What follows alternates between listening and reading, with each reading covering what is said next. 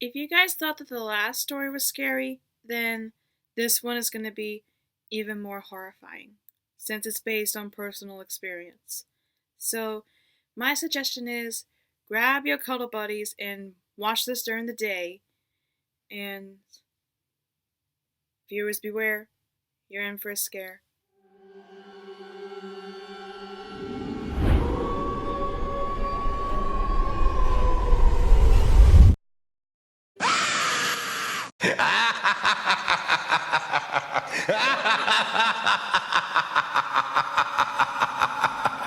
Hey guys, it's me, Diana again, and welcome back to my galaxy, and happy Halloween.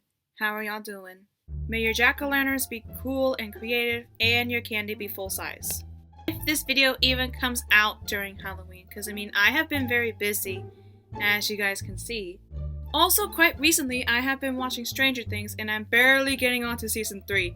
Yes, I know it's a little late, but hey, it's a perfect time to watch Stranger Things during the month of All Hallows Eve. And also, I'm noticing a kind of pattern with these videos. Like, no matter what, like if I'm telling a scary story or anything like this, or any of these type of videos, it always rains and it's always cold. I don't know why. And I'm not going to be holding this lighter like there. I already have my candles and everything, but if I turn this off, we're probably going to need more light than this. Well, this isn't what I was expecting, but okay. But anyways, enough stalling. Grab your cuddle buddies and your best friends, and watch this with someone brave and submitted the approval of my galaxy. This is the tale of the haunted mini mansion.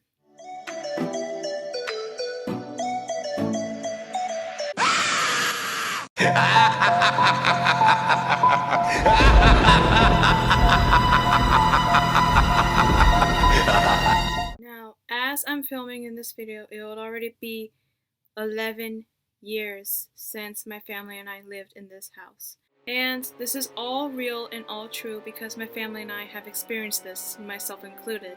And I also have some water with me on the side if my voice starts to crack or get dry. And also, before I tell you guys the stories, let's just say this is an experience that I would never wish on my worst enemy. Even to people who have hurt me in the past, I would not wish this on anyone. Not even my worst enemy. Because I don't want for them to experience the kind of fears that I've experienced. So, with that said, let's just jump right into it. We used to live in this particular house for 8 years. And during those 8 years, my father has been keeping this a secret from us. And the secret was that 2 people died in that house. So, to keep that in mind, this was a secret that our father has been keeping from all of us. Why? I don't know. And I may never know the reason why. And also, keep that in mind as well, that 2 people died in that house, because it will be important later on.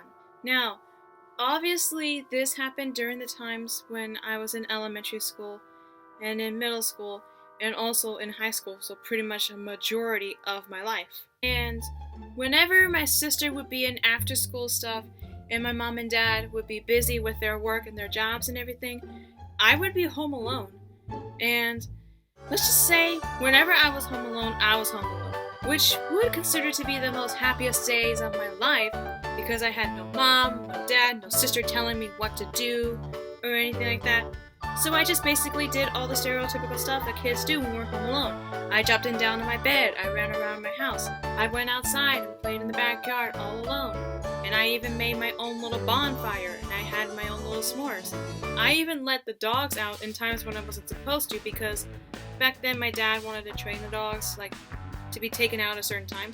Well, I kind of broke the rules, and the both of us were having the time of our lives together. And while I was watching my favorite TV shows at the time, I had to go to the bathroom, and obviously back at that time when I was that age, I still thought that monsters exist and everything, so I took him with me and I just sat him right next to the sink and everything while I was in the bathroom. And so, let me just clarify what happened. On my way walking in, I didn't see anything. However, on my way, walking out of the bathroom, going back to my room, so help me God, out of my peripheral vision, I see something in the distance, coming from my mom and dad's bedroom. I see a ghost of an old woman looking at me. Thank goodness I went to the bathroom when I did, but as soon as I saw that, I was like, this can't be real. And I just ran back inside my bedroom, slammed my door, and hid under the covers with him, holding myself really tightly and holding him really tightly, and just like thinking like, this can't be real. This can't be real. 5 minutes passed, and I opened my bedroom door, and she was gone. So I had no idea, like why was she there, and like what just happened. And when I tried to tell this to my sister and my mom and dad, they wouldn't believe me. And I told them, I swear to God, that I did saw a ghost. And I had no idea why that old lady was there. And since my father didn't believe me, he would get his comeuppance, I guess you can say. And he would have a horrifying experience on his own. And his horrifying experience, he saw this particular ghost not once, not twice, but 3 times. The very first time he saw this one particular ghost is when he was cleaning the pool and the little hot tub that we have at this particular house that we used to live in. And from the window of the game room that we had, because this house had a game room and everything, he saw this little girl figure staring at him and around the house, just like looking down and everything. At first my father thought it was one of us, but we weren't in the game room. We were like in our bedrooms doing our own little thing. The second time he saw that particular little girl is when he was in the game room all by himself, watching like the football games, either the Dallas Cowboys or anything like that. And out of the corner of his left peripheral vision, he sees the little girl again, this time in the door entrance of the game room, and she just ran to the hallway and everything. And my dad thought it was one of us, but as soon as he inspected our bedrooms, he saw both me and my sister asleep in our bedrooms. And the third time he saw that little ghost girl is when he was going to get himself a glass of water and everything, and he sees that little girl again, this time in the kitchen on the round table that we had. And then all of a sudden she just went back upstairs. And when my dad went after her, she was gone. And I remember because the next morning when we were going to get ourselves some breakfast and everything, our dad asked us, were any of us like walking around late at night? And me and my sister answered truthfully, and we said no. Why? And my dad was just like, never mind. And after 8 years of living in that house, we all decided to just move out and everything. And so we called our tios and tios and our grandparents to help us move and everything. And I was helping my mom with the kitchen and everything, while my sisters, they were busy packing stuff from the master bedroom and everything. And my grandfather and grandma, they were sitting on the couch in the living room and everything. And then all of a sudden my grandfather sees this black shadow figure on the upstairs, like running to the hallway of the game room and everything. And when I went to the living room and when my sisters went to the living room, our grandfathers asked us one by one if we were upstairs, and we said no. Why? And he said that he thought he saw us upstairs.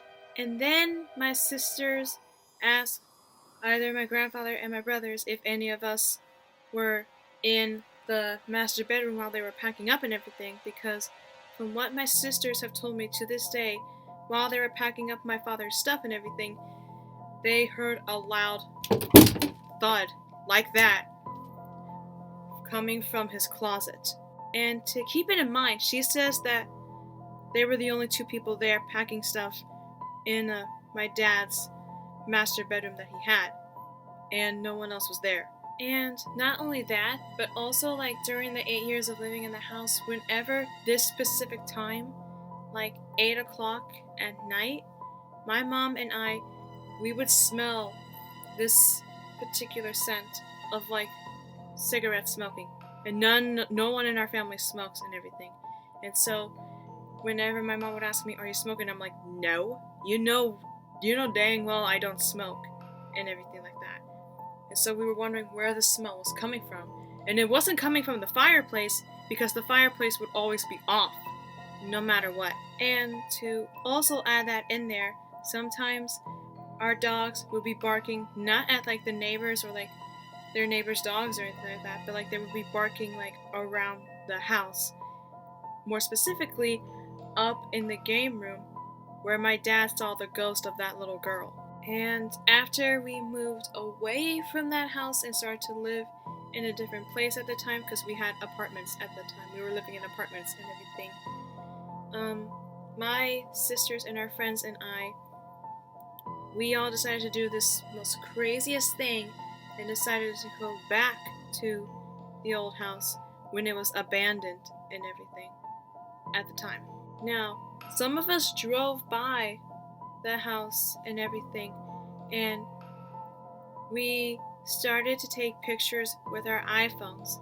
And from what I think my sister has heard from Shane Dawson and everything, pretty much from the iPhone 6 and upwards, these particular phones can actually capture like little spirit balls, I guess you can say, like little ghost balls. And we have found a couple.